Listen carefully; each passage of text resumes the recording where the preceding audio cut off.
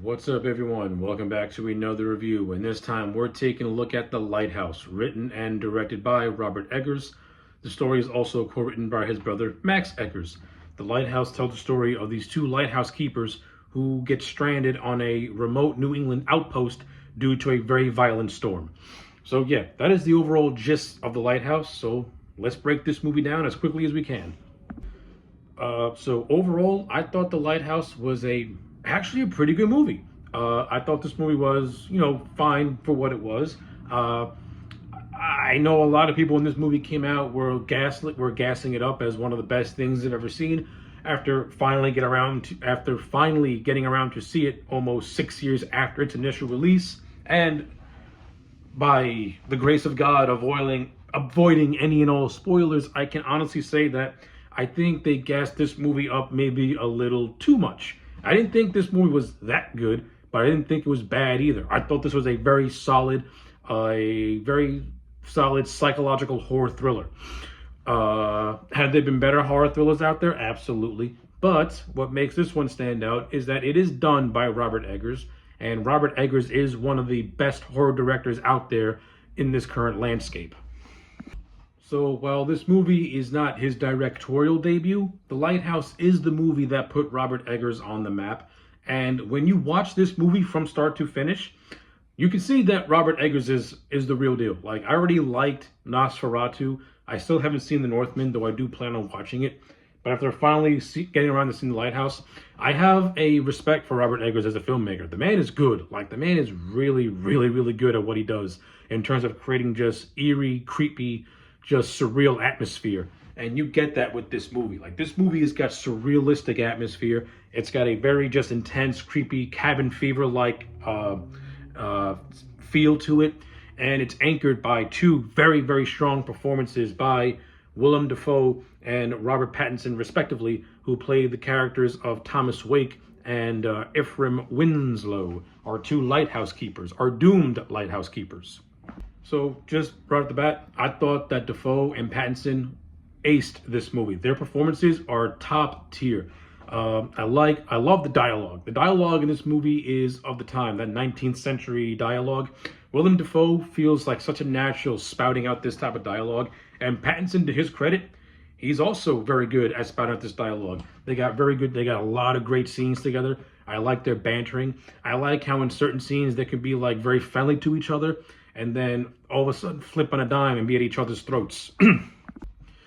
And you get a lot of that throughout the course of this movie. And if it was in the hands of lesser director and lesser actors, it wouldn't have been as good as it was in this. Like, this movie really needed to have Dafoe and Pattinson. Like, their chemistry really holds it together. Dafoe is like this aging lighthouse keeper who is the guardian, not really the guardian, but he's the one who controls like the lantern that's on top of the lighthouse. And you have Winslow, who slowly starts to become obsessed with that lantern, and he wants to get access to said lantern. And all throughout the course of the movie, Winslow starts to see some weird, strange shit. Like, he starts to have these weird hallucinations of sea monsters. He has a hallucination about a mermaid being washed off the shore, and he imagines himself getting jiggy with it. He also has a hallucination where he's like pulling up a lobster trap, and he sees a severed head. And earlier in the movie, we are learned that that Ephraim is not the first partner that that Wake has had. Like, Wake had another co-worker with him who went insane and died. This severed head that Winslow finds is a result of that story that was told to him by Wake. So, like, again, Eggers plays a lot with that surreal imagery, and he really starts to play up the fact that, is what we're seeing really happening? Is it not happening? Is it a supernatural force? Is it just cabin fever? Because the movie starts off with these two guys just at this lighthouse doing their everyday mundane stuff, and just as they're about to be relieved, a violent storm hits the little island that they're on, and this is where the movie really takes shape. I will say this. I do think the first maybe 20 minutes of this movie does start off on a slow foot. Like, if this movie does not really get going until you get to that maybe 30-40 minute mark. And then once Winslow kills a seagull, which Wake considers to be a bad omen, for he sees the seagulls as reincarnated sailors, and that's when the storm hits the lighthouse. That's really where the movie picks up. That's really where the movie picks up, and that's where the surreal imagery just starts to shoot at you, all guns blazing, and it's some really weirdo shit that Robert Eggers throws at you. Like, he literally has a scene of Robert Pattinson spanking the monkey while hallucinating that he's fucking the mermaid. It's like some weirdo shit. Then you have this other scene where Winslow is looking up at the latch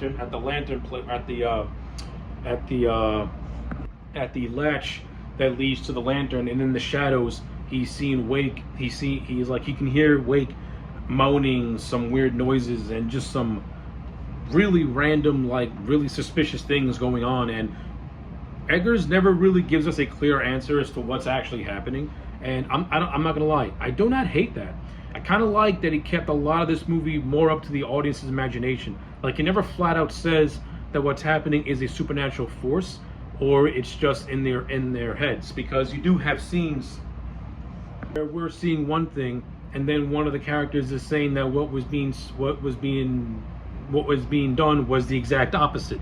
So the movie starts to play with your head a little bit, and it really starts to make you wonder, are we going crazy along with these two characters?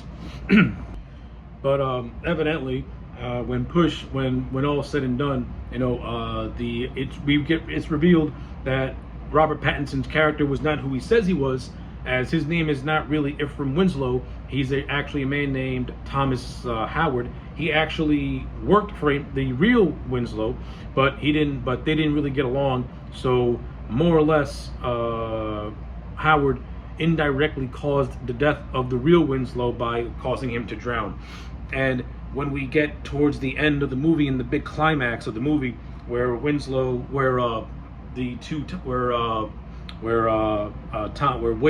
and Howard finally have their moment of rumble, during this scuffle, Howard starts to have hallucinations. Like, he hallucinates himself screwing the mermaid. He hallucinates the real Winslow.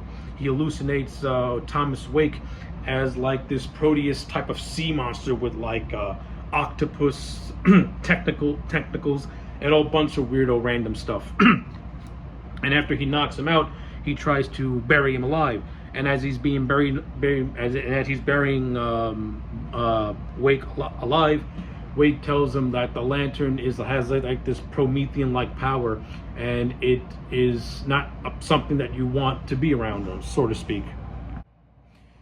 Yeah, so he basically says that the lantern possesses a Promethean-like power that gives punishment to those who seek it out, type thing. So after Howard believes to have done away with Wake, he searches his dead corpse, wanted to look for the lantern, but he eventually gets briefly stopped by Wake, who was not dead, but ends up being dead after he gets axed to death.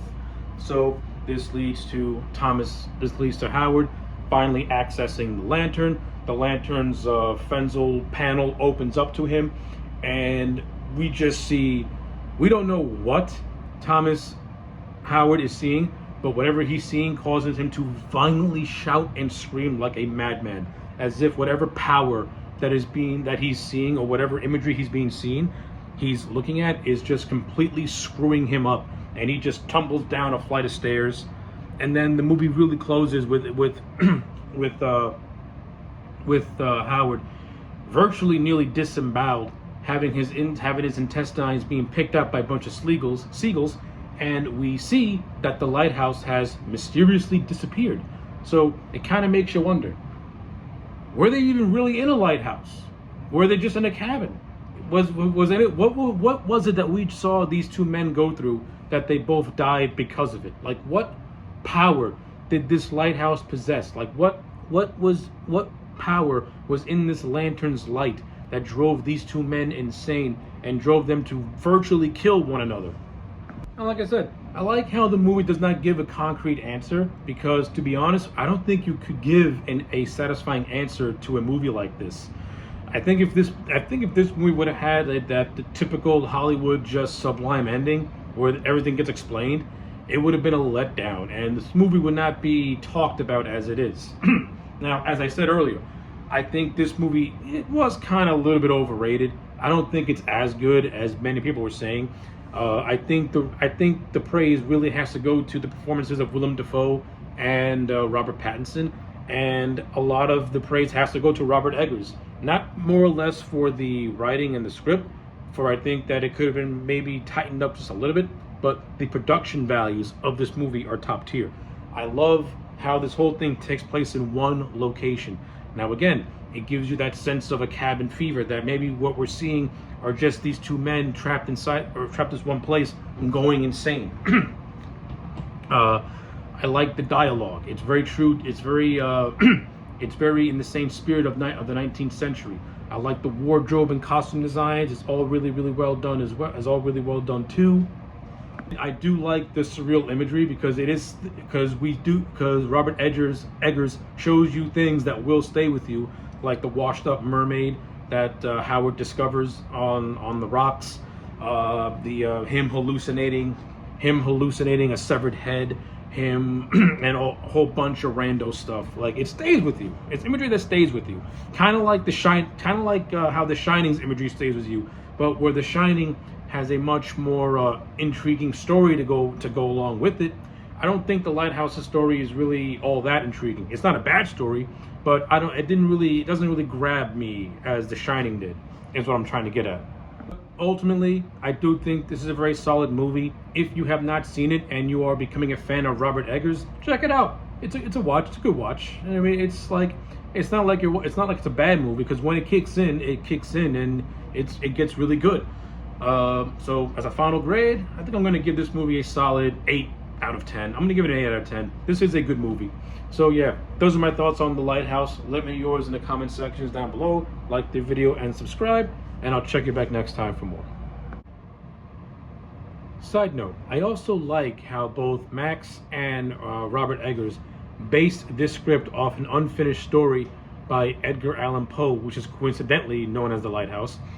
This was a story that Poe did not get to finish during his lifetime. He barely even started it. So to consider this to be a spiritual continuation of that story, I think it's actually pretty cool. And when you actually watch the movie and read Edgar Allan Poe stuff, you do get that kind of sense that this could have been a Poe story.